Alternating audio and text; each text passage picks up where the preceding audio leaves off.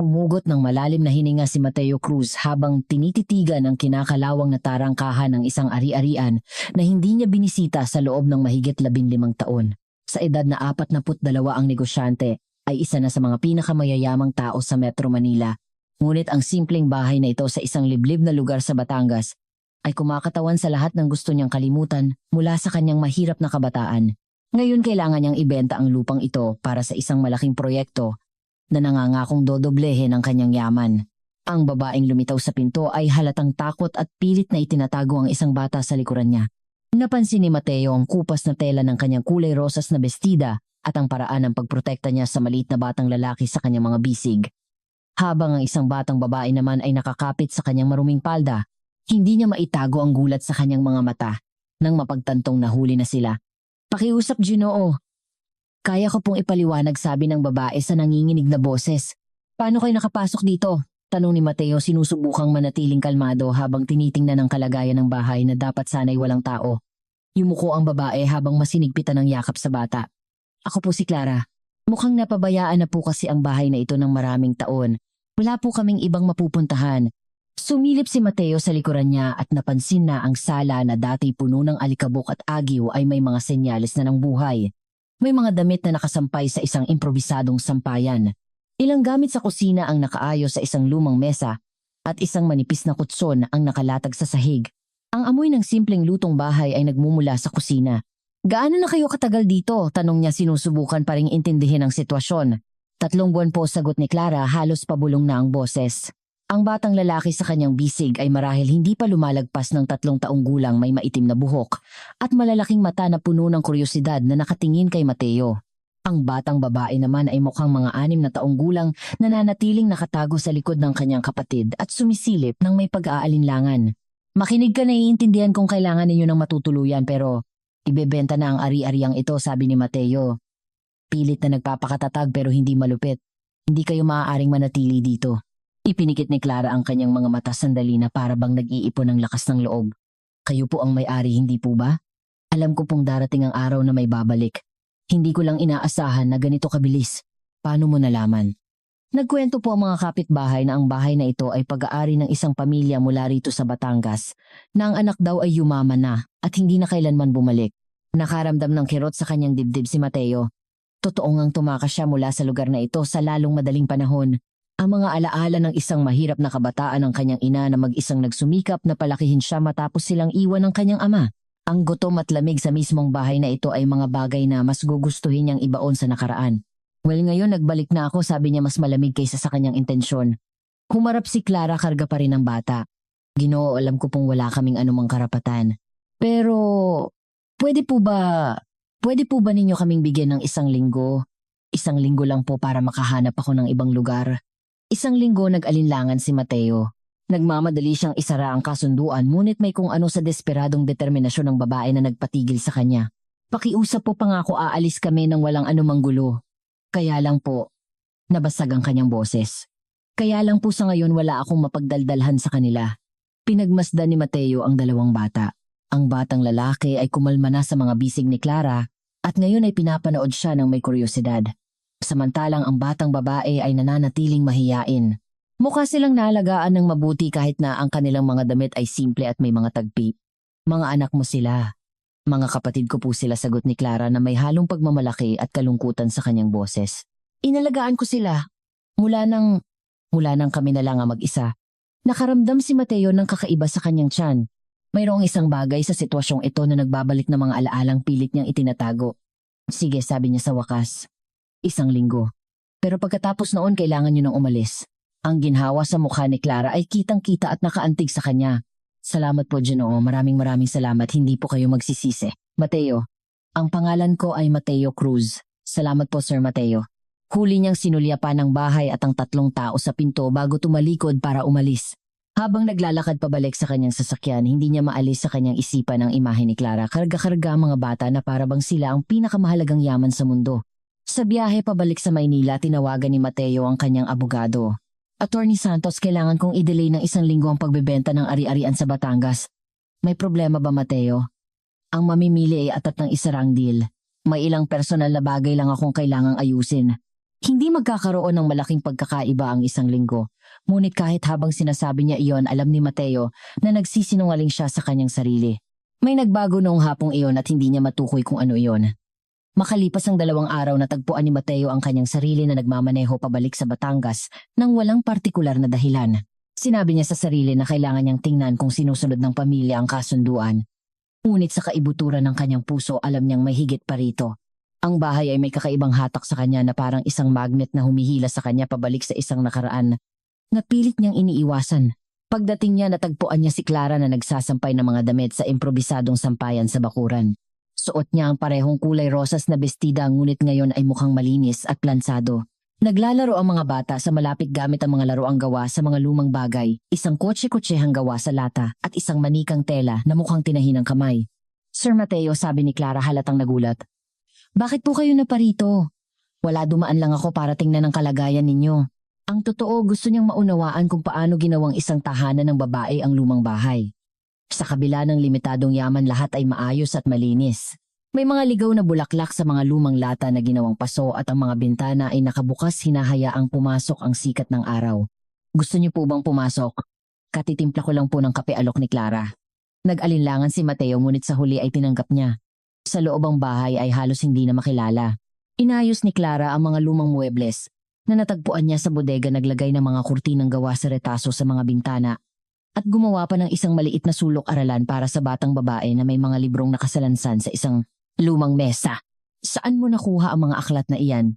Tanong ni Mateo, nakikilala ang ilang pamagat. Nasa loob po ng isang baul sa itaas, sagot ni Clara, nagsasali ng kape sa isang tasang may kaunting sira. Siguro po'y mula pa noong may nakatira dito. Mahilig pong magbasa si Sofia, kaya naisip ko pong hindi naman siguro masama. Kinuha ni Mateo ang isa sa mga libro. Ito ay isang kopya ng Ang Pambihirang Buhok ni Lola. Isang regalong natanggap niya para sa kanyang 8 kaarawan. Ilang buwan itong pinag-ipunan ng kanyang ina. Sa unang pahina, naroon pa rin ang kanyang sulat kamay noong bata pa siya, Mateo Cruz, grade 2. Akin ang librong ito, bulong niya, mas para sa kanyang sarili. Naku, pasensya na po, mukhang nag-alala si Clara. Hindi ko po alam. Sofia, halika rito. Lumapit ang batang babae ng may hiya, nag-aalinlangan pa rin kay Mateo. Sofia, ang mga librong ito ay pag-aari ni Sir Mateo noong bata pa siya. Kailangan mong isauli. Hindi mabilis na sabi ni Mateo. Hindi na kailangan, pwede na siyang sa kanya. Nagliwanag ang mga mata ni Sofia. Talaga po, Sir, oo naman. At Mateo na lang ang itawag mo sa akin. Ngumiti si Clara sa unang pagkakataon mula nang makilala niya ito. Si Sofia po ay natututong magbasa ng mag-isa. Tinuturuan ko po siya sa abot ng aking makakaya, pero hindi ka nag-aaral. Nakatapos po ako hanggang grade 4. Matapos pong pumanaw ang aming mga magulang, kinailangan ko na pong magtrabaho para alagaan ang mga kapatid ko. Pinagmasdan ni Mateo si Clara habang nagsasalita ito.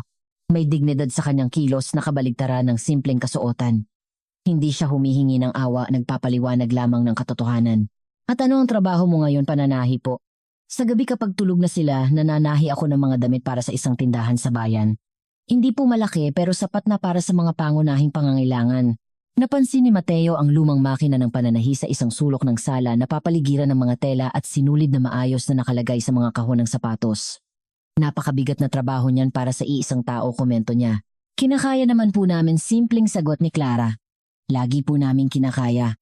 Lumapit ang batang lalaki na ipinakilala ni Clara bilang si Miguel kay Mateo nang may kuryosidad. Walang takot, inabot niya ang kanyang kotse-kotsehang lata sa lalaki. Laro tayo, kuya. Tiningnan ni Mateo ang magaspang na laruan, pagkatapos ay sa mga mata ng bata na puno ng tiwala. Matagal-tagal na ring walang batang lumapit sa kanya ng ganoon kanatural. Sa kanyang buhay bilang isang ehekutibo, halos hindi siya nakikipag-ugnayan sa mga pamilya. Hindi ako magaling maglaro, pag-amin niya. Madali lang, sabi ni Miguel, umupo sa sahig at pinaandar ang kanyang sasakyan. Broom broom. Halos hindi namamalayan na tagpuan ni Mateo ang kanyang sarili na nakaupo sa sahig na kahoy ng sala. Itinutulak ang isang kotse-kotsehang lata, kasama ang isang 3 taong gulang na bata. Pinapanood sila ni Clara mula sa kusina na may bahagyang ngiti. Ilang taon na kayo? Tanong ni Mateo kay Sofia na lumapit na rin ng may hiya. Ako po ay 7, si Miguel po ay 3. At si Ate Clara po ay 27, pero mukha na po siyang mas matanda kasi pagod-sagot ng bata ng may prangkang katangian ng mga bata. Namula ng bahagya si Clara. Sofia. Pero totoo naman po, di ba giit ng bata? Si ate po ay nagpupuyat gabi-gabi sa pananahi. Tiningnan ni Mateo si Clara ng may mas malalim na atensyon. Ngayong nabanggit na ito ni Sofia, napansin niya ang bahagyang pangingitim sa ilalim ng kanyang mga mata, ang mga kamay na magaspang dahil sa trabaho. Ang paraan ng kanyang pagkilos ay tila may pasanin siyang hindi nakikita sa kanyang mga balikat. Kumakain ba kayo ng maayos, tanong niya nang hindi nag-iisip? Opo naman, sagot ni Clara, medyo depensibo. Inaalagaan ko po sila ng mabuti. Hindi iyon ang ibig kong sabihin. Hindi po namin kailangan ng limo, Sir Mateo, sabi niya ng mas matigas. Kailangan lang po namin ng pansamantalang masisilungan. Nagulat siya sa sagot na iyon. Sa katunayan, positibo siyang nagulat. Sa kanyang mundo ng negosyo, sanay siya sa mga taong laging may gustong makuha mula sa kanya. Iba si Clara. Pasensya na, hindi ko intensyong makasakit. Wala pong problema. Pinalambot niya ang kanyang tono. Natutunan ko lang po na kailangang pangalagaan ng isang tao ang kanyang dignidad, hindi po ba? Ano man ang sitwasyon, hinila ni Miguel ang dulo ng pantalon ni Mateo. Kuya Mateo, babalik ka bukas? Nagulat si Mateo sa tanong. Matagal na siyang walang tumatawag na kuya. Hindi ko alam. Gusto ko pong bumalik, kasabi ni Miguel ng may sinseridad ng isang bata na nakakabighani. Naramdaman ni Mateo ang isang kakaibang bagay sa kanyang dibdib. Isang init na matagal na niyang hindi naramdaman. Nang umalis siya sa bahay noong hapong iyon, dala niya ang imahe ni Clara na kumakaway sa pinto kasama ang dalawang bata sa kanyang tabi. At sa unang pagkakataon sa loob ng maraming taon, natagpuan niya ang kanyang sarili na inaabangan ng kinabukasan. Kinabukasan ng umaga, kinansela ni Mateo ang 2 pulong at muling nagmaneho patungong Batangas. Sa pagkakataong ito, nagdala siya ng ilang laruan na binili niya sa isang tindahan habang nasa daan. Hindi masyadong mahal, ilang pangkulay na libro at krayola para kay Sofia at isang laruang truck para kay Miguel.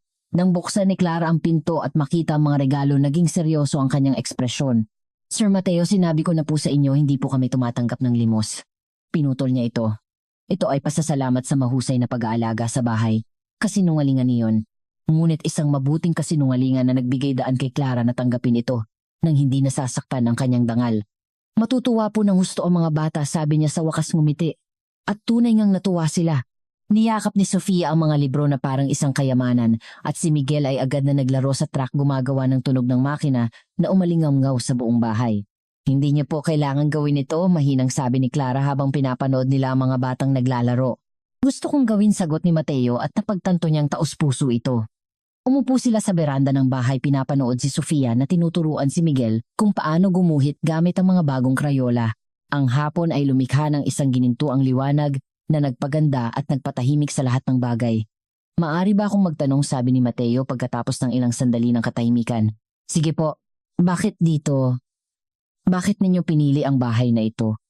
Tumahimik sandali si Clara na para bang nagpapasya kung gaano karami ang dapat niyang ikuwento. May isang matanda po sa aming baryo na nagkuwento tungkol sa bahay na ito. Sabi niya matagal na raw itong walang nakatira, pero dati raw itong lugar kung saan nangyayari ang mabubuting bagay, na ang may-ari ng bahay ay tumutulong sa sino mang nangangailangan. Naramdaman ni Mateo ang paninikip sa kanyang dibdib. Ginawa nga iyon ng kanyang ina. Kahit sa kaunting mayroon siya, lagi siyang nagbabahagi sa mga mas nangangailangan. Sabi po ng matanda, baka dito ay maging isang ligtas na lugar para sa sinumang nasa kagipitan, patuloy ni Clara. At lubos ko pong kailangan ng kaligtasan. Kaligtasan mula sa ano? Nag-atubili si Clara habang tinitingnan ng mga batang naglalaro. Mula sa aking pamilya. Gusto po nila akong pilitin na magpakasal sa isang lalaking hindi ko kilala para mabayaran ng isang utang. Nang tumanggi ako at sinabing isasama ko ang mga kapatid ko, sinabi nilang mas mabuti pang tuluyan na lang akong mawala. Ang lamig sa kanyang boses habang isinasalaysay iyon ay ikinagulat ni Mateo.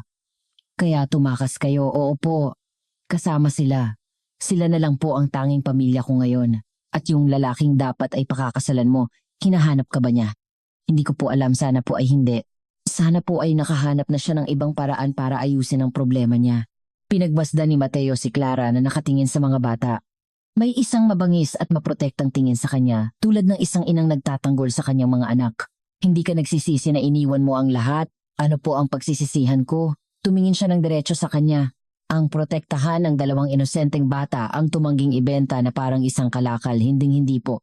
Ang paninindigan sa kanyang boses ay humanga kay Mateo. Nakakilala siya ng mga ehekutibo na wala kahit kalahati ng determinasyong nakikita niya sa batang babaeng ito. Paano kung hanapan kita ng mas magandang trabaho? Isang bagay sa syudad, tumingin si Clara sa kanya ng may pagdududa. Bakit po? Hindi niyo naman po ako kilala. Dahil Huminto si Mateo, sinusubukang hanapin ang tamang mga salita. Dahil sa tingin ko, iyon din ang gagawin ng nanay ko. Ang sagot na iyon ay tila nagpakalma kay Clara. Ang nanay niyo po ang nakatira dito noon. Oo, pumanaw siya 5 taon na ang nakalipas. Siya ay napakabuting tao. At bakit po hindi na kayo bumalik dito? Ang tanong ay direkta. Walang paligoy-ligoy. Pinahalagahan ni Mateo ang kanyang katapatan. Dahil ipinapaalala sa akin ng lugar na ito ang mga bagay na gusto kong kalimutan. Ang kahirapan ng paghihirap ang pakiramdam na walang kontrol sa sariling buhay. Tumingin si Mateo sa paligid. Ang bahay ay tila naiiba na may buhay sa loob nito. Tumatawa ang mga bata. Humuhuni si Clara habang nagtutupi ng damit. Ang amoy ng lutong bahay mula sa kusina. Ngayon hindi ko alam. Iba na ang pakiramdam. Nang gabing iyon umalis si Mateo sa bahay na may mas maraming tanong kaysa sagot. Kinabukasan sa halip na pumasok sa opisina bumalik siya sa Batangas. At sa sumunod na araw din. Nang hindi namamalaya nakagawa na siya ng isang rutina, ang 1 linggong ibinigay niya kay Clara ay malapit nang matapos. Ngunit hindi maisip ni Mateo na paalisin ang pamilyang iyon. Bawat araw na lumilipas, mas lalo siyang napapasali sa kanilang kwento, sa kanilang pang-araw-araw na pakikibaka sa paraan ng pag-aalaga nila sa isa't isa. Sa 5 araw nakatanggap siya ng isang tawag na nagpabago sa lahat. Sir Mateo, boses ni Clara tumatawag mula sa isang pampublikong telepono sa bayan. Kailangan ko po kayong makausap. Agad-agad po. Naramdaman ni Mateo ang paninikip ng kanyang tiyan. Anong nangyari? Nahanap niya po ako. Yung lalaking gusto ng pamilya ko na pakasalan ko. Nandito po siya sa bayan nagtatanong tungkol sa amin. Hindi nag-atubili si Mateo. Manatili ka sa loob ng bahay. Isara mo lahat ng pinto at bintana. Papunta na ako dyan. Sa unang pagkakataon mula nang makilala niya si Clara, nagmaneho si Mateo ng lampas sa speed limit. Pagdating niya sa bahay, natagpuan niya ang 3 figura na magkakasama sa sala, halatang takot na takot. Karga ni Clara si Miguel sa kanyang kandungan, habang si Sofia ay nakakapit sa kanyang palda. Pumunta siya dito kanina, sabi ni Clara pagkapasok ni Mateo. Kumatok sa pinto, sumisigaw, tinatawag ang pangalan ko.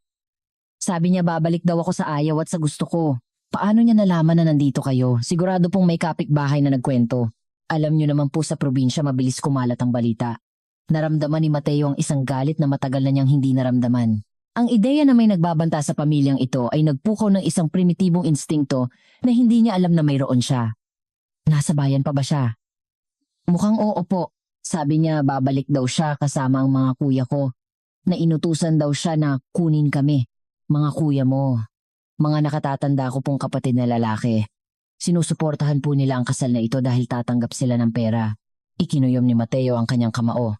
Paano maaatim ng isang pamilya na ipagbili ang sarili nilang kapatid? Sige, hindi kanya mapipilit na gawin ang anumang bagay. Nasa tamang edad ka na may karapatan kang pumili. Hindi niyo po naiintindihan, sabi ni Clara na may luha sa kanyang mga mata. Sa aming lugar, sa aming kapaligiran, kapag nagpasya ang pamilya sa isang bagay, wala nang gaanong magagawa lalo na kung babae ka. Kung gayon, ano ang gusto mong gawin? Hindi ko po alam. Kung aalis kami dito, wala kaming patutunguhan. Kung mananatili kami dito, patuloy niya akong pipilitin. At natatakot ako sa kung ano ang kaya niyang gawin sa mga bata. Tiningnan ni Mateo sina Miguel at Sofia na hindi lubos na nauunawaan ang nangyayari ngunit nararamdaman ang takot sa paligid. Dito lang kayo, sabi niya, nagpasya.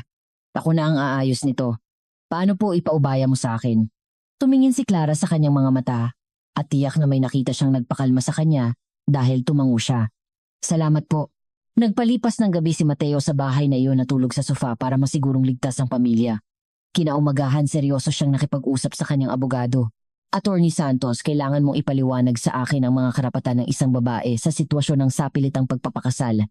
Sapilitang pagpapakasal, Mateo, krimen iyan. Ginagarantiyahan ng batas. Alam kong krimen iyan, pero ipaliwanag mo kung paano natin mapoprotektahan ang isang taong ginigipit ng sarili niyang pamilya. Matapos ang pag-uusap sa abogado, pumunta si Mateo sa bayan para hanapin ang lalaking nagbabanta kay Clara. Hindi naging mahirap hanapin siya. Sa isang maliit na bayan ng isang dayo ay nakakatawag ng pansin. Si Ramon ay isang lalaki na nasa 50 anyos, pandak at matipuno, na may ekspresyon ng isang taong sanay na nakukuha ang gusto sa pamamagitan ng pananakot. Natagpuan siya ni Mateo sa pangunahing kapihan sa bayan, malakas na nagsasalita tungkol sa kanyang karapatan kay Clara. Ikaw ba si Ramon? Tanong ni Mateo lumapit sa mesa. Sino ang nagtatanong? Ang pangalan ko ay Mateo Cruz. Kailangan kitang makausap tungkol kay Clara. Nagliwanag ang mga mata ni Ramon. Aba, kilala mo pala kung nasaan siya mabuti. Dalhin mo ako sa kanya. Susunduin ko na siya. Umupo ka, sabi ni Mateo sa isang tono na hindi tumatanggap ng pagtutol. Mayroong isang bagay sa kilos ni Mateo sa paraan ng kanyang pananamit at pananalita na nagpasunod kay Ramon. Makinig kang mabuti sa sasabihin ko, patuloy ni Mateo. Hindi magpapakasal sa'yo si Clara. Ayaw niya. At sa Pilipinas ang sapilit ang pagpapakasal ay isang krimen. Kung patuloy mo siyang guguluhin, tatawag ako ng pulis. Pulis, mapait na tumawa si Ramon. Sasabihin kong hinahanap ko ang mapapangasawa ko na ang pamilya niya ay may utang sa akin. At sasabihin kong nagbabanta ka sa isang babae at 2 bata. Maaari kang makulong dahil dyan. At sino ka para makialam sa usapang ito? Inilabas ni Mateo ang isang business card mula sa kanyang bulsa at inilagay ito sa mesa. Nakasulat dito ang kanyang pangalan ng kanyang kumpanya at lahat ng kanyang titulo. Binasa ni Ramon ang card at biglang nagbago ang kanyang ekspresyon. Siya pala ang may-ari ng Cruz Development Corporation bukod sa iba pang negosyo. Kilala ang pangalang Mateo Cruz sa buong rehiyon. Napalunok si Ramon. Paumanhin po, Sir Mateo. Hindi ko po alam na sangkot kayo. Well, ngayon alam mo na. Nasa ilalim ng aking proteksyon si Clara. Kung ikaw o sino man sa pamilya niya ang lalapit sa kanya muli, ako ang makakaharap ninyo. Naiintindihan mo. Mabilis na tumango si Ramon. Pero paano po yung pera na inutang ng pamilya niya sa akin? Magkano? 150,000 piso. Inilabas ni Mateo ang kanyang checkbook mula sa kanyang bulsa at agad na nagsulat ng isang tseke. Heto, ngayon wala ka ng anumang kaugnayan kay Clara. Pero pumirma ka rito. Inilagay ni Mateo ang isang papel sa mesa. Ito ay isang dokumento na inihanda ng kanyang abogado na nagsasaad na tinatalikuran na ni Ramon ang lahat ng karapatan kay Clara. Pumirma ka at umalis. Huwag ka nang babalik kailanman. Pumirma si Ramon ng walang pag-aalinlangan. Nang bumalik si Mateo sa bahay at ikinuwento ang nangyari kay Clara, umiyak ito hindi dahil sa lungkot kundi dahil sa ginhawa. Paano po ako makakabawi sa inyo? Tanong niya sa pagitan ng mga hikbi. Hindi mo kailangang bumawi. Manatili na lang kayo dito hanggat gusto ninyo. Ang mga sumunod na araw ay naiiba. Nang walang banta ni Ramon, si Clara ay naging mas kalmado sa paraang hindi pa nakikita ni Mateo dati. Mas madalas na siyang ngumingiti, nakikipaglaro sa mga bata at kumakanta habang nagluluto. Ang bahay ay naging isang tunay na tahanan. Natagpuan ni Mateo ang kanyang sarili na bumibisita araw-araw. Sa umaga bago pumasok sa opisina sa Maynila, dumadaan siya sa bahay para mag-almusal kasama ang pamilya. Sa hapon pag-uwi, humihinto ulit siya para sa hapunan. Nang hindi namamalaya ng kanyang rutina ay ganap ng nagbago. Wala po ba kayong sariling pamilya? Tanong ni Clara isang hapon habang pinapanood nila ang mga batang naglalaro sa bakuran. Wala. Hindi ako nag-asawa, hindi ko natagpuan ang tamang tao. Bakit po hindi pinag-isipan ni Mateo ang sagot? Sa tingin ko, lagi kong iniisip na ang pag-ibig ay isang luho na kailangan ko munang buuin ang aking buhay pinansyal bago isipin ang isang relasyon.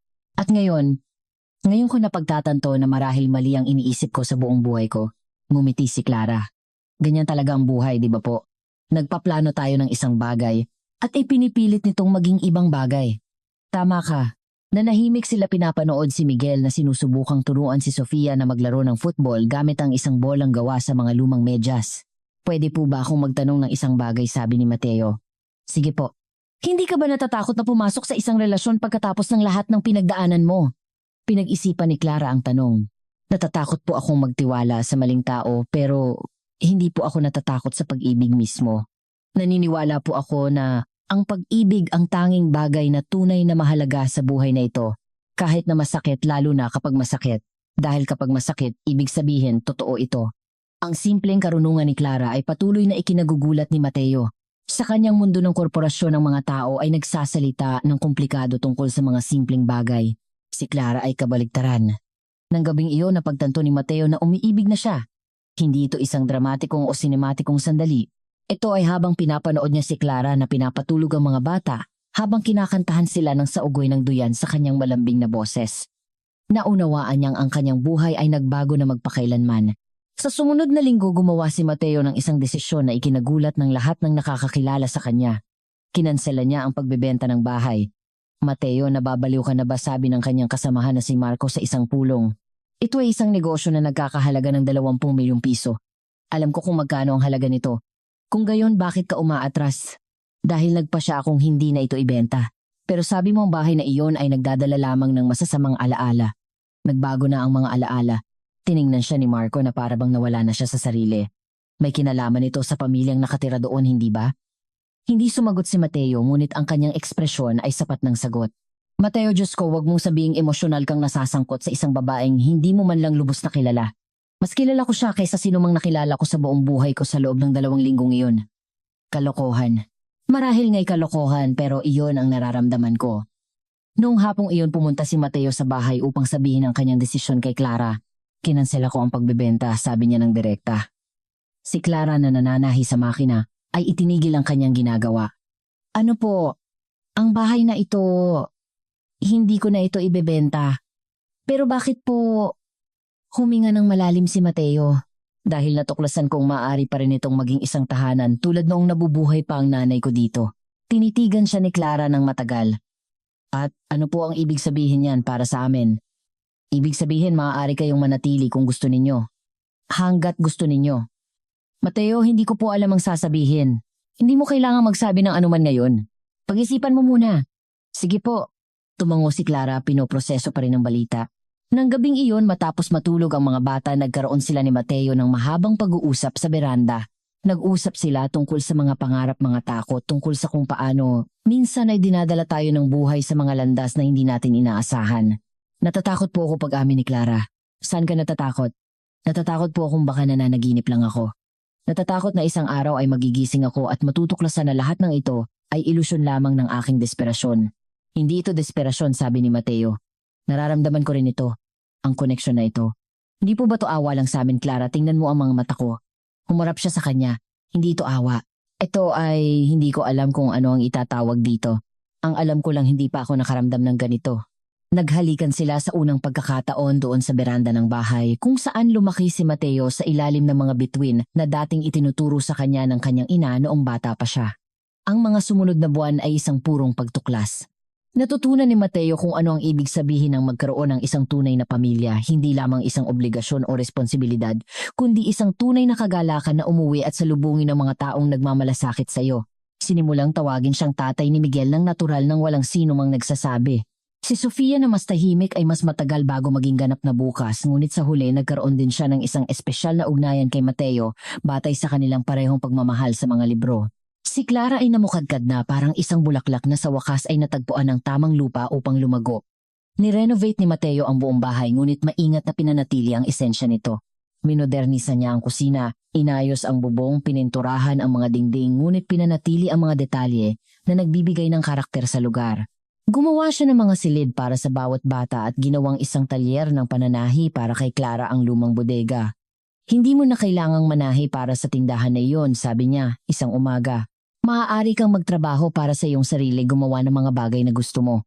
Gusto ko pong magtrabaho, Mateo. Ayaw kong sustentuhan lang. Hindi ako nagsasalita tungkol sa pagsustento sa iyo. Sinasabi ko na binibigyan kita ng kalayaan na gawin ang trabahong mahal mo. Noon sinimula ni Clara ang kanyang sariling negosyo na nanahi ng mga damit na pasadya para sa mga kababaihan sa rehiyon. Sa maikling panahon, mas marami na siyang order kaysa sa kaya niyang gawin. Sa isa sa mga abalang araw na iyon, nakatanggap sila ng hindi inaasahang bisita. Naglalaro si Mateo kasama si Miguel sa bakuran nang marinig niyang sumigaw si Clara mula sa loob. Tumakbo siya papasok sa bahay at natagpuan si Clara na nakatayo sa pinto, nakatingin sa isang lalaking nasa 40 taong gulang na nakatayo sa labas. Sino siya, mahinang tanong ni Mateo. Ang kuya ko si Rico. Lumapit ang lalaki halatang hindi komportable. Clara, pwede ba akong pumasok? Kailangan kitang makausap. Tungkol sa tense ang boses ni Clara. Tungkol sa pamilya sa nangyari. Tumayo si Mateo sa tabi ni Clara sa isang banayad na kilos ng pagprotekta. Ito ang bahay ko, sabi ni Clara. Kung gusto mong mag-usap dito na lang sa harap niya. Tumingin si Rico kay Mateo halatang sinusubukang alamin kung sino siya. Sige, sabi ni Rico sa wakas. Pumunta ako dito para humingi ng tawad. Pasensya na sa ginawa namin. Tungkol sa sapilitang pagpapakasal sa pagpapalaya sa iyo sa bahay. Desperado kami dahil sa utang pero hindi nito binibigyang katwiran ng aming ginawa. Nanatiling tahimik si Clara, pinoproseso ang mga salita ng kanyang kapatid. At ngayon pumunta ka dito dahil narinig kong maayos ka na nakahanap ka ng isang taong nagmamahal sa iyo, na ang mga bata ay naalagaan ng mabuti. At napagtanto ko na wala sa amin ang pinakamabuting tao sa aming pamilya dahil sa kasakiman. Tama ka, sabi ni Clara, nang walang hinanakit. Nawala nga kayo. Alam kong wala akong karapatang humingi ng tawad pero gusto kong malaman mo na nagsisisi ako araw-araw at bayad na ang utang. Yung lalaking dapat mong pakasalan may nagbayad sa kanya at umatras na siya. Ngayon sinusubukan naming magsimula muli sa tamang paraan. Tumingin si Clara kay Mateo na gumawa ng isang banayad na senyas na nagpapahiwatig na nasa kanya ang desisyon. Salamat sa pagpunta at pagsasabi nito, sabi niya sa wakas. May ibig sabihin niyon, pero hindi ko basta-basta makakalimutan ang nangyari. Naiintindihan ko. Siguro balang araw pwede tayong mag-usap ulit, pero hindi ngayon. Tumango si Rico kumaway sa mga bata na nanonood mula sa bintana at pagkatapos ay umalis. Okay ka lang, tanong ni Mateo matapos umalis ang kanyang kapatid. Kakaiba pero okay lang ako. Sa tingin ko matagal ko na silang napatawad, hindi ko lang napagtanto. At ano ang nararamdaman mo ngayon? Malaya. Tunay na malaya. Nang gabing iyon, nagpropose si Mateo kay Clara. Hindi ito isang bagay na pinlano. Ang mga salita ay bigla na lang lumabas sa kanyang bibig habang naguhugas sila ng pinggan pagkatapos ng hapunan. Pakasalan mo ko, bigla niyang sabi. Halos mabitawan ni Clara ang plato na kanyang pinupunasan. Ano, pakasalan mo ko? Ikaw, ako, ang mga bata. Maging isang tunay na pamilya tayo. Alam kong mabilis ito. Alam kong maaring isipin mong nagmamadali ako pero hindi pa ako naging ganito kasigurado sa anumang bagay sa buong buhay ko. Inilagay ni Clara ang basahan sa mesa at humarap sa kanya. Sigurado ka bang hindi ka magsisisi kapag nawala na ang matinding damdamin, Clara? Ang nararamdaman ko para sa iyo ay hindi lamang matinding damdamin. Ito ay parang paghahanap sa kalahati ng aking kaluluwa. Parang sa wakas ay may kahulugan na ang pagiging nasa mundong ito. At ang mga bata ay anak ko na sa puso. Gusto ko silang opisyal na ampunin, bigyan sila ng aking apelyido, alagaan sila magpakailanman. Nagsimulang umiyak si Clara ngunit luha iyon ng kaligayahan. Oo, bulong niya. Oo, papakasalan kita. Ang kasal ay simple ngunit perpekto. Ginanap nila ito sa bakuran ng bahay, pinalamutian ng mga bulaklak na itinanim ni Clara sa kanyang hardin. Si Miguel ang naging ring bearer sa isang una na binordahan ni Sofia. Kakaunti ang mga bisita ngunit bawat isa ay espesyal. Si Lola Elvie, ang matandang kapitbahay na nagkuwento kay Clara tungkol sa bahay, ang naging isa sa mga ninang. Umiyak siya sa buong seremonya, sinasabing lagi niyang alam na may magagandang bagay na nangyayari sa bahay na ito. Pagkatapos ng kasal opisyal, nainampo ni Mateo sina Miguel at Sofia. Nang tanungin ng hukom kung gusto nilang palitan ang kanilang apelyido sa krus, sumagot si Sofia ng walang pag-aalinlangan, "Opo, Judge. Ngayon po, isang tunay na pamilya na kami." Ang buhay may asawa ay nagdala ng mga kagalakan at hamon na hindi inaasahan ng dalawa. Kinailangang mag-adjust ni Clara sa isang buhay na mas komportable sa pinansyal ngunit laging pinanatili ang kanyang mga prinsipyo ng pagiging simple at kabutihang loob. Natutunan ni Mateo na ang pagiging isang ama ay hindi lamang pagbibigay ng suporta sa pinansyal, kundi ang pagiging naroroon sa mga maliliit na sandali, pagtulong sa mga gawaing bahay, paggamot sa mga sugatang tuhod, pagbabasa ng mga kwento bago matulog. Si Miguel ay lumaking isang napakamaalaga at palabirong bata. Mabilis siyang umangkop sa bagong buhay at laging itinuring si Mateo na parang kanyang tunay na ama. Si Sofia, na mas introvert, ay mas matagal bago ganap na maging bukas. Ngunit nang gawin niya ito, nagkaroon siya ng isang espesyal na ugnayan kay Mateo, batay sa kanilang parehong pagmamahal sa mga libro. Pinalago ni Clara ang kanyang negosyo sa pananahi at naging isang respetadong maliit na negosyante sa lugar. Pinanatili niyang abot kaya ang kanyang mga presyo at laging naglalaan ng oras para sa libreng trabaho para sa mga pamilyang nangangailangan. Sinusunod ang halimbawang natutunan niya mula sa ina ni Mateo. Mahalagang ibalik ang biyaya, sabi niya. Nakatanggap kami ng pangalawang pagkakataon. Karapat-dapat din ng iba. Nagulat si Mateo na matuklasan ang isang bokasyon na hindi niya alam na mayroon siya pagtuturo. Nagsimula siyang mag-tutor ng matematika kay Sofia at pagkatapos ay sa ibang mga bata sa kanilang lugar. Sa maikling panahon, nag-organisa siya ng isang impormal na sentro ng pag-aaral sa kanilang sariling bahay. Siguradong ipinagmamalaki ako ng nanay ko, sabi niya kay Clara. Isang hapon pinapanood ang 5 bata na gumagawa ng kanilang takdang aralin sa mesa sa kusina. Siguradong ipinagmamalaki kanya, sang-ayon ni Clara. Pinararangalan mo ang kanyang alaala. Lumipas ng mga taon, nagdala ng maliliit na kagalakan at malalaking pagbabago. Ang bahay na dating nakatakdang abandonahin ay naging sentro ng buhay at pag-ibig. Madalas dumalaw ang mga kapitbahay para humingi ng payo, manghiram ng asukal o simpleng makipagkwentuhan sa beranda. Si Miguel ay lumaking isang responsableng at masipag na mag-aaral, laging handang tumulong sa iba. Nagkaroon si Sofia ng pagmamahal sa pagbabasa na nagbigay sa kanya ng pangarap na maging isang guro. Si Clara ay naging isa sa mga pinakahinahanap na mananahi sa rehiyon ngunit hindi kailanman nawala ang kanyang pagiging simple. Natuklasan ni Mateo na ang tunay na yaman ay hindi nasa kanyang bank account kundi sa mga tawanan na umaalingaw-ngaw sa bahay, sa mga hapunan ng pamilya. Sa mga gabing nakakatulog siyang yakap si Clara habang naririnig ang mga yapak ng mga bata sa pasilyo. Isang linggo ng hapon 5 taon pagkatapos ng kanilang kasal habang nag-aayos si Mateo ng mga dokumento sa kanyang opisina, natagpuan niya ang isang sulat na isinulat ni Clara sa kanilang unang anibersaryo ng kasal ngunit hindi kailanman ibinigay. Mateo, minsan nagigising ako sa madaling araw at pinapanood kitang natutulog, sinusubukang unawain kung paano ako dinala ng buhay dito. Kung paano ang isang babaeng tumakas mula sa kanyang sariling pamilya desperado at walang pag-asa ay natagpuan ng tunay na pag-ibig sa isang bahay na tila napabayaan.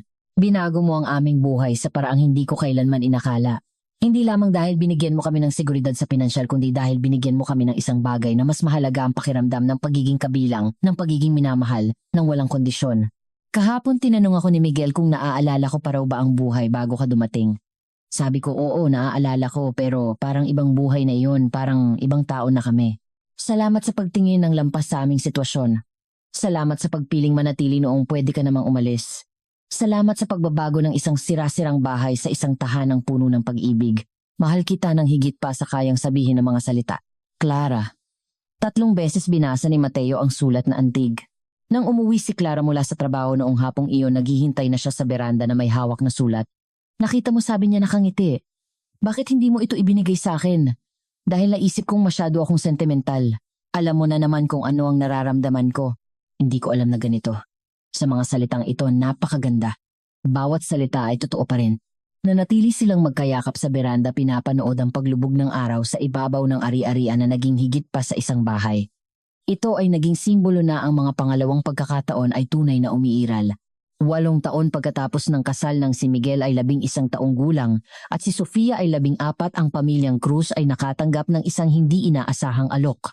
Isang lokal na producer ng telebisyon ang narinig ang kanilang kwento at nais gumawa ng isang dokumentaryo tungkol sa mga pangalawang pagkakataon at mga hindi kinaugaliang pamilya. Hindi ako sigurado kung magandang ideya iyan, sabi ni Clara sa hapunan matapos ikwento ni Mateo ang alok. Ang buhay natin ay hindi isang palabas. Pero maaari itong magbigay inspirasyon sa iba, argumento ni Sofia, na laging pinakamapanuri. Ipinapakita nito na hindi lahat ng kwento ay kailangang magtapos ng malungkot. Ano sa tingin mo, Miguel? Tanong ni Mateo. Sa tingin ko, makakatulong tayo sa ibang mga pamilya na dumaranas ng pinagdaanan natin, sabi ng bata na ikinagulat ng lahat sa kanyang pagiging matanda. Pagkatapos ng maraming talakayan, nagpasya silang tanggapin sa kondisyon na mayroon silang buong kontrol sa huling nilalaman. Ang dokumentaryong Isang Tahanan, Isang Pamilya ay ipinalabas 6 na buwan pagkatapos at nagkaroon ng mas malaking epekto kaysa sa kanilang inaasahan. Daan-daang tao ang sumulat, nagbabahagi ng kanilang sariling mga kwento ng paghihirap at tagumpay. Isang partikular na sulat ang nakakuha ng pansin ni Clara. Mula sa isang 18 taong gulang na dalaga na buntis at pinalayas ng kanyang pamilya dahil sa pagtangging magpakasal sa isang mas matandang lalaki. Pwede ba natin siyang tulungan, mungkahi ni Clara? Pwede siyang manirahan dito pansamantala hanggang sa maging matatag na siya. Tiningnan ni Mateo si Clara ng may paghanga.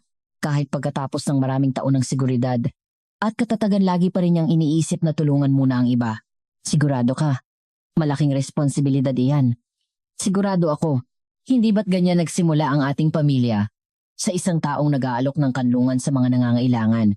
At ganoon lumipat si Dewi, 18 taong gulang at 6 na buwang buntis, sa isang silid pa na uhin na inihanda nila para sa mga ganitong sitwasyon. Ang bahay ay muling napuno ng bagong enerhiya, bagong hamon at bagong kagalakan. Nagsilang si Dewi ng isang batang babae na pinangalan ng Pag-asa at nanirahan sa bahay sa loob ng 2 taon habang tinatapos ang kanyang pag-aaral at nagtatayo ng isang karera. Nang sa wakas ay lumipat siya sa kanyang sariling bahay, iniwan niya ang isang malaking pamilya na susuporta sa kanya magpakailanman. Ang bahay natin ay may isang calling, sabi ni Mateo kay Clara isang gabi matapos lumipat si Dewi. Naaakit nito ang mga taong nangangailangan ng panibagong simula. Tulad ng ginawa ng nanay mo, sagot ni Clara. Nagpapatuloy ang tradisyon. At tunay ngang nagpatuloy ito. Sa mga sumunod na taon, ang bahay ng pamilyang Cruz ay pansamantalang tumanggap ng isang matandang longola na nawalan ng bahay sa sunog, isang binatang lumabas mula sa sistema ng ampunan at isang solong ina na tumatakas mula sa isang mapang-abusong relasyon. Bawat taong dumaan doon ay nag-iwan ng kanilang marka at nagdala ng panibagong paniniwala na may mabubuting tao sa mundo. Nagtapos si Miguel ng high school bilang valedictorian at nakakuha ng scholarship para mag-aral ng engineering. Sa kanyang talumpati sa pagtatapos nagsalita siya tungkol sa pamilyang pinili at kung paano mababago ng pag-ibig ang lahat. Nagtapos si Sofia bilang isang guro at bumalik upang magturo sa pampublikong paaralan sa baryo kung saan siya dating nag-aral. Dalubhasa siya sa mga batang may mga paghihirap sa pag-aaral, laging inaalala kung paano siya matiyagang tinuruan ni Mateo ng matematika sa kusina ng kanilang bahay. Si Clara ay naging isang matagumpay na maliit na negosyante ngunit hindi kailanman nawala ang kanyang pananaw.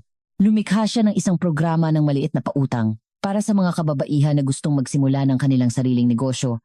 Laging nag-aalok ng higit pa sa pera, mentoring, suportang emosyonal at ang paniniwala na hindi sila nag-iisa. Si Mateo na na-inspire sa trabaho ng kanyang asawa ay lumikha ng isang pundasyon na nag-aalok ng pansamantalang tirahan para sa mga mahihinang pamilya. Bumili siya ng ilang ari-arian sa rehiyon at ginawa itong mga transition home, laging sumusunod sa modelong binuo nila sa kanilang tahanan, hindi lamang isang kanlungan kundi isang komprehensibong suporta upang muling buuin ang mga tao ang kanilang buhay. Sa kanilang ika-10 anibersaryo ng kasal, inulit nila ang kanilang mga panata sa parehong beranda kung saan sila unang naghalikan. Sa pagkakataong ito, mas marami ang mga bisita, maraming tao na ang buhay ay kanilang naantig sa mga nakaraang taon. Si Lola Elvie ngayon ay nasa 80 taong gulang na ay muling nagsilbing saksi. Sa kanyang talumpati sinabi niya, "Lagi kong alam na espesyal ang bahay na ito. Ang ina ni Mateo ay gumawa ng mga himala dito at ngayon ipinagpapatuloy nila ni Clara ito. Hindi mga himalang supernatural kundi ang himala ng puso ng tao." Si Miguel ngayon ay 16 na taong gulang at halos kasing tangkad na ni Mateo ay nagbigay ng isang talumpati na nagpaiyak sa lahat. Noong bata pa ako, hindi ko maintindihan kung bakit may mga batang may tunay na mga magulang at ang iba tulad namin ni Sofia ay may mga magulang sa puso. Ngayon naiintindihan ko na. Hindi mahalaga kung paano nabuo ang isang pamilya. Ang mahalaga ay ang pag-ibig na naroroon. Maaring hindi ako isinilang ni Mateo ngunit pinalaki niya ako. Maaring hindi ako dinala ni Clara sa kanyang sinapupunan ngunit binigyan niya ako ng buhay. Tinuruan ako ng pamilyang ito na ang pag-ibig ay hindi tungkol sa DNA kundi tungkol sa pagpili. At pinipili ko kayo araw-araw. Nang gabing iyon matapos umalis ang lahat ng bisita, si Mateo at Clara ay mag-isa sa beranda tulad ng ginagawa nila gabi-gabi sa loob ng 10 taon. "May pinagsisisihan ka ba?" pabirong tanong ni Clara. Isa lang sagot ni Mateo. "Ano sana mas maaga akong bumalik sa bahay na ito. Siguro hindi ka pa handa nun. Siguro kailangan mong pagdaanan ang lahat ng pinagdaanan mo para maging handa na hanapin kami. Siguro, minsan iniisip ko na alam ng nanay ko na balang araw ay babalik ako na hahanapin ko ang aking pamilya dito." Alam niya, sabi ni Clara ng may paninindigan. Laging alam ng mga ina ang mga ganyang bagay. Nanahimik sila nakikinig sa mga tunog ng gabi sa probinsya. Mula sa loob ng bahay maririnig ang mga pamilyar na tunog. Si Miguel ay abala sa kanyang mga proyekto sa silid. Si Sofia ay nagbabasa.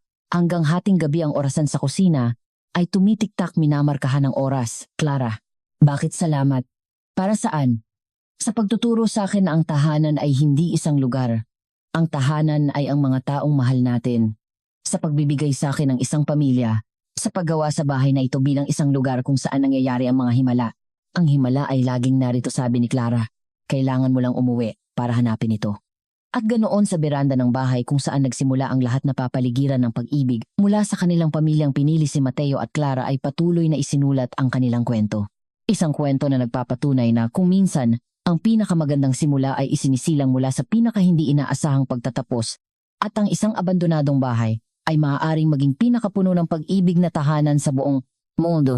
Ang ari-arian na halos ibenta ni Mateo ay naging sentro ng isang bagong tradisyon ng pamilya. Bawat taon sa araw na sila ay nagkakilala, nagdaraos sila ng isang pagdiriwang para ipagdiwang hindi lamang ang kanilang pag-ibig, kundi ang ideya na ang mga pangalawang pagkakataon ay tunay na umiiral para sa sinumang maglakas loob na yakapin ang hindi inaasahan. Ang mga bata ay lumaki na alam na sila ay minamahal ng walang kondisyon. Hindi sa kabila ng kanilang kasaysayan kundi dahil dito. Natutunan nila na ang pamilya ay hindi tungkol sa pagiging perpekto kundi sa presensya. Hindi tungkol sa pagkakaroon ng lahat kundi sa pagbibigay ng lahat.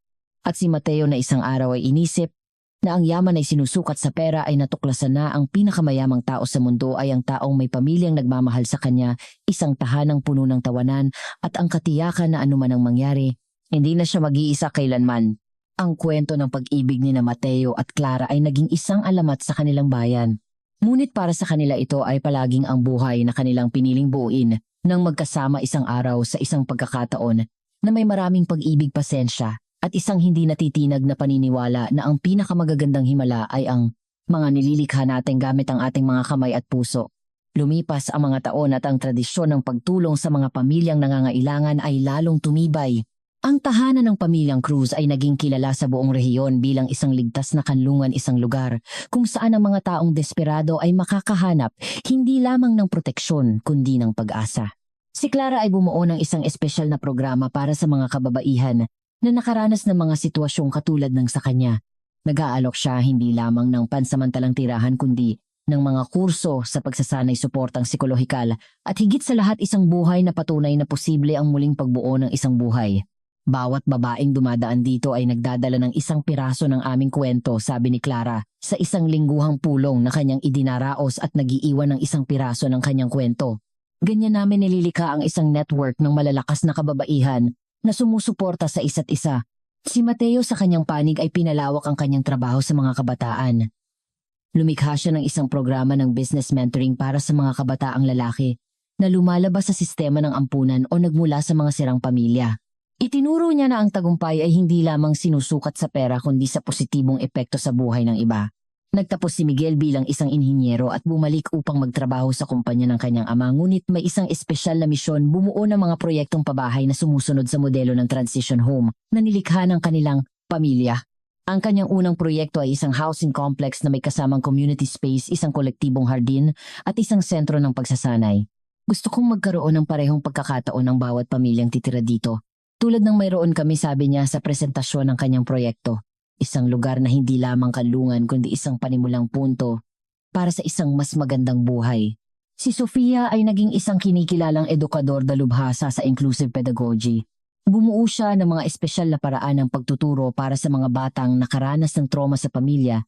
Laging inaalala ang kanyang sariling karanasan sa paghanap ng kanlungan at paglago sa mga libro. Sa kanilang ika-15 anibersaryo ng kasal, naiiba ang kanilang pagdiriwang. Sa halip na isang pribadong salo-salo, nag-organisa sila ng isang malaking pagtitipon kasama ang lahat ng pamilyang natulungan nila sa mga nakaraang taon. Si Dewi, ang unang babaeng kanilang tinulungan, ay isa ng nurse at dinala ang kanyang anak na si Pag-asa, isang matalinong 13 taong gulang na dalaga. Si Lola Karing, ang matandang nawala ng bahay sa sunog, ay naging lola ng maraming bata sa kanilang lugar. Si Joko, ang binatang lumabas sa ampunan, ay namumuno na ngayon ng isang social foundation para sa mga kabataang nasa panganib. Tingnan mo lang kung ano ang ating nakamit ng magkasama, sabi ni Clara, na antig habang tinitingnan ng bakuran na puno ng mga taong ang buhay ay nagkaugnay-ugnay dahil sa bahay na iyon. Siguradong ipinagmamalaki ako ng nanay ko, bulong ni Mateo, inaalala ang simpleng babae na nagtanim ng unang binhi ng kabutihang loob sa lugar na iyon. Sa gitna ng pagdiriwang, isang sorpresa ang nagpaiyak sa lahat. Si Rico, ang kapatid ni Clara na lumitaw maraming taon na ang nakalipas para humingi ng tawad, ay dumating kasama ang kanyang pamilya. Sa mga nakaraang taon, dahan-dahan nilang muling binuo ang kanilang relasyon at siya ay naging isang tagapagtaguyod ng mga karapatan ng kababaihan sa mga sitwasyon ng karahasan sa kanilang sariling bayan. Tinuruan ako ni Clara na ang pagpapatawad ay hindi nangangahulugang paglimot. Ibig sabihin nito ay pagpili na huwag hayaang tukuyin ng nakaraan ang hinaharap, sabi niya sa isang maikling talumpati. Iniligtas din niya ako sa sarili niyang paraan. Niyakap ni Clara ang kanyang kapatid na antig. Kinailangan ng maraming taon upang maabot muli ang isang malusog na relasyon. Ngunit ang tiyaga at walang kondisyong pag-ibig na natutunan niya mula kay Mateo ang nagbigay daan dito. Nang gumabi at umalis na ang mga bisita, nagtipon ang pamilya sa beranda, tulad ng lagi nilang ginagawa. Sina Miguel at Sofia, mga nasa hustong gulang na, ngunit nakatira pa rin sa bahay habang binubuo ang kanilang mga karera, ay sumama sa kanilang mga magulang para sa ritual ng gabi na pag-uusap tungkol sa araw. Pwede ba akong magtanong ng isang bagay na matagal ko nang gustong itanong, sabi ni Sofia. Oo naman, sagot ni Mateo. Talaga bang hindi mo alam, Tay, na in love ka na kay nanay mula pa nung unang araw? Kasi para sa amin, halatang halata. Nagkatinginan sina Mateo at Clara at tumawa. Ganoon ba kahalata, tanong ni Mateo. Tay, araw-araw kang pumupunta dito na may mahihinang dahilan, sabi ni Miguel. Titingnan ko lang ang bahay. Titingnan ko lang kung okay kayo. May dala lang akong ilang bagay. Walang naniniwala sa mga kwentong iyon. At si nanay ninenervyos ng husto kapag alam niyang darating kadagdag ni Sofia. 3 beses magpapalit ng damit, magsusuklay, mag-iensayo ng sasabihin. Hindi ko ginagawa yon, protesta ni Clara namumula. Oo, ginagawa mo, Nay, sabay na sabi ng 2 anak tumatawa. Sige na nga, baka kaunti pag-amin ni Clara. Pero love at first sight iyon kahit sa panig ko. Sa panig ko rin, sabi ni Mateo. Kinailangan ko lang ng oras para tanggapin ang nararamdaman ko. At kami, tanong ni Miguel. Kailan ninyo napagdesisyonan na gusto ninyo kaming maging mga anak magpakailanman? Pinag-isipan ni Mateo ang tanong. Mula pa nung unang araw, sabi niya sa wakas. Mula nang makita ko kayong naglalaro sa bakuran gamit ang mga improbisadong laruan na iyon, ninakaw nyo na ang puso ko. Hindi ko palang napagtanto. Para sa akin, noong unang beses kang tinawag ni Miguel na, Tatay, sabi ni Clara. Nakita ko ang mukha mo noon at alam kong nahulog ka na sa aming 3 nang sabay-sabay. Totoo iyon, pag-amin ni Mateo. Noong araw na iyon, napagtanto kong ayoko nang mabuhay nang wala kayo. Nanahimik sila sandali, bawat isa ay nalulunod sa mga alaala ng panahong iyon, ng pagtuklas at pagbabago. May pinagsisisihan ba kayo, tanong ni Sofia? Pinagsisihan mo bang tumakas mula sa ating tunay na pamilya, sagot ni Clara? Hinding-hindi. Iyon ang pinakamagandang desisyon na ginawa ko sa aking buhay. At ikaw, Tay, pinagsisihan mo bang kinansela mo ang pagbebenta ng bahay? Sofia, ang pagkansela sa bentang iyon ang pinakamatalinong desisyon na ginawa ko sa aking buhay. Ang bahay na ito, ang pamilyang ito, kayo ang pinakamalaking yaman ko. At kung hindi nangyari ang lahat ng ito, patuloy ni Miguel na laging pilosopo ng pamilya. Kung hindi kayo nagkakilala, nagkatinginan sina Clara at Mateo, marahil ako'y magiging isang mayaman at malungkot na tao, sabi ni Mateo. Mayroon ng lahat ng mabibili ng pera, ngunit walang anumang tunay na mahalaga. At ako'y magiging isang matapang na babae na mag-isang pinalalaki ang 2 bata, sabi ni Clara. Mabubuhay kami pero hindi namin makikilala ang ganitong ganap na kaligayahan. So tadhana iyon, tanong ni Sofia. Hindi ko alam kung tadhana iyon, sagot ni Clara. Sa tingin ko, ito ay isang serya ng mga tamang desisyon. Pinili ko ang katapangan noong tumakas ako. Pinili ni Mateo ang habag noong hinayaan niya kaming manatili. Pareho naming pinili ang pag-ibig noong maaari naming piliin ang takot. At pinili ninyo ang tiwala noong maaari ninyong piliin ang pagdududa, dagdag ni Mateo nakatingin kina Miguel at Sofia. Tinanggap ninyo ang isang estranghero sa inyong buhay. Hindi ka kailanman naging estranghero sa amin, Tay, sabi ni Miguel. Mula pa noong unang araw, pakiramdam namin ay dito ka talaga nabibilang. Ang pag-uusap na yon sa beranda ay naging isa sa pinakamahalagang alaala ng pamilya. Maraming taon pagkatapos, kapag sina Miguel at Sofia ay may sarili ng mga anak, ikukuwento nila ang kwentong ito sa kanilang mga anak, ipinapaliwanag kung paano minsan ang pinakamagandang pamilya ay ang ating pinipili, hindi ang ating isinilang. Ang bahay ay nanatiling isang kanlungan para sa mga nangangailangan. Habang tumatanda sina Mateo at Clara, unti-unting kinuha ni na Miguel at Sofia ang responsibilidad na ipagpatuloy ang tradisyon. Lumikha sila ng isang opisyal na pundasyon na may propesyonal na istruktura, ngunit laging pinanatili ang personal at mapagmahal na esensya na naging tatak ng trabaho ng kanilang mga magulang. Si Clara sa edad na 50 ay naging isang panrehiyong autoridad sa trabaho sa mga kababaihang nasa panganib. Si Mateo sa edad na 65 ay namumuno pa rin sa kanyang kumpanya, ngunit inilaan ang karamihan ng kanyang oras sa gawaing panlipunan at pagmentor sa mga batang negosyante. Sa kanilang ika-20 anibersaryo ng kasal, gumawa sila ng isang espesyal na paglalakbay. Bumalik sila sa bayan kung saan isinilang si Clara, hindi para makipagkasundo sa nakaraan kundi para tulungan ang ibang mga babaeng nakakaranas ng mga sitwasyong katulad ng sa kanya. Kakaiba ang pakiramdam na nandito, sabi ni Clara habang naglalakad sa mga kalye ng kanyang kabataan. Parang ibang buhay. Ibang buhay nga iyon, sagot ni Mateo. Ikaw ay isang ganap na ibang tao kaysa sa babaeng tumakas mula dito 20 taon na ang nakalipas. Tayong lahat ay ibang tao na. Binisita nila ang bahay kung saan lumaki si Clara at nakilala ang pamilyang nakatira doon ngayon. Ito ay isang batang solong ina na may 3 anak, nagpupumilit na mabuhay sa pamamagitan ng impormal na trabaho. Maaari ba akong tumulong, alok ni Clara, nagpapakilala? Ang pag-uusap na sumunod ay nagpabago sa buhay ng pamilyang iyon.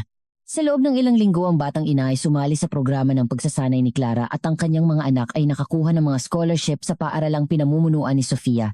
Napagtanto mo ba na ginagawa mo ang parehong bagay na ginawa mo sa amin 20 taon na ang nakalipas, komento ni Mateo sa paglalakbay pa uwi? Ano, nag-aalok ng higit pa sa material na tulong? Nag-aalok ka ng pag-asa. Natuto ako sa iyong ngiti ni Clara. Tinuruan mo ako na ang pagtulong sa mga tao ay hindi pagbibigay ng pera kundi pagtitiwala sa kanila. Sa totoo lang, ikaw ang nagturo sa akin yan. Pag-uwi nila, may sorpresa silang natanggap. Nag-organisa si Miguel ng isang sorpresa na salo-salo kasama ang lahat ng pamilyang natulungan nila sa mga nakaraang taon. Ang bakuran ay pinalamutian ng mga larawan na nagdodokumento ng 2 dekada ng pag-ibig at pagkakaisa. Gusto naming ipakita ang epekto ninyo sa buhay ng napakaraming tao, paliwanag ni Miguel. Hindi ko alam kung napagtatanto ninyo kung gaano karaming buhay ang inyong naantig. Nakakabagbag damdamin. Mayroong mahigit 100 tao sa salo-salo bawat isa. Ay may kwento ng tagumpay na konektado sa bahay at pamilyang iyon. Mga batang lumaki, mga kabataang nagtapos, mga babaeng muling bumuo ng kanilang buhay, mga pamilyang nakahanap ng katatagan. Ito ang tunay na pamana na inyong binuo, sabi ni Sofia sa kanyang talumpati. Hindi isang bahay o isang kumpanya. Ito ay mga buhay na binagong mga pangarap na natupad, mga hinaharap na umiiral dahil naniwala kayo sa mga tao noong pinakakailangan nila. Hindi napigilan ni Clara ang mga luha. Ginawa lang namin ang gagawin ng sino man, sabi niya. Hindi na'y marahang sagot ni Sofia. Ginawa ninyo ang dapat gawin ng sino man pero iilan lang ang gumagawa. Binuksan ninyo ang inyong puso at tahanan sa mga estranghero. Isinugal ninyo ang inyong sariling kaligayahan para bigyan ng pagkakataon ng kaligayahan ng iba.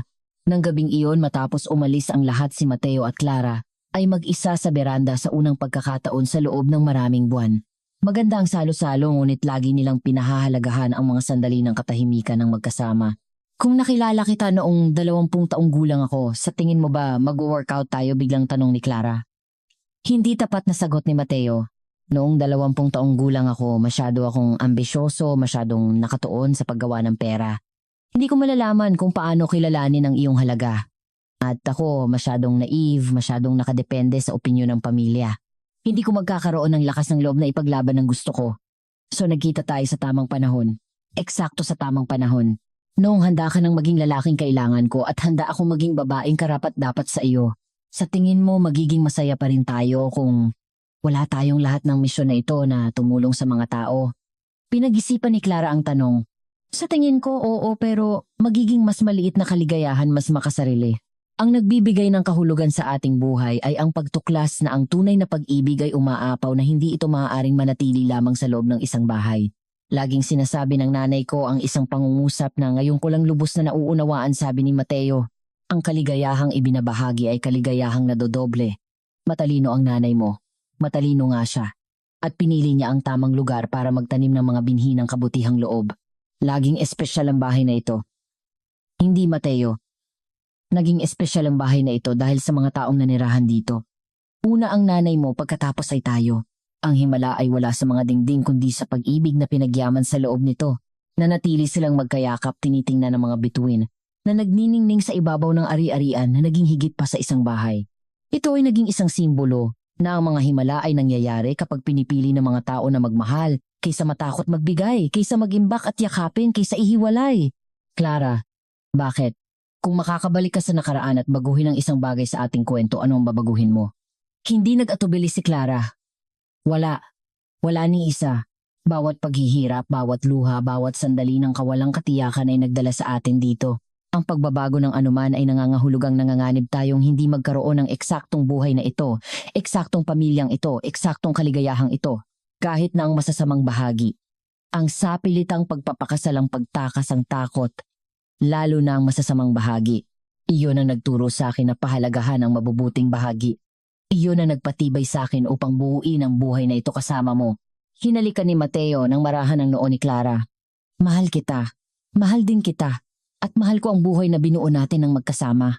At ganoon sa beranda ng bahay kung saan nagsimula ang lahat, 2 pusong nagtagpo noong sila ay pinakanangangailangan ay patuloy na isinulat ang kanilang kwento ng pag-ibig.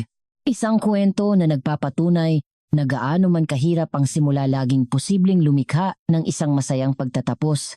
Kapag mayroong pag-ibig, katapangan at isang paniniwala sa nagbabagong kapangyarihan ng kabutihang loob ng tao.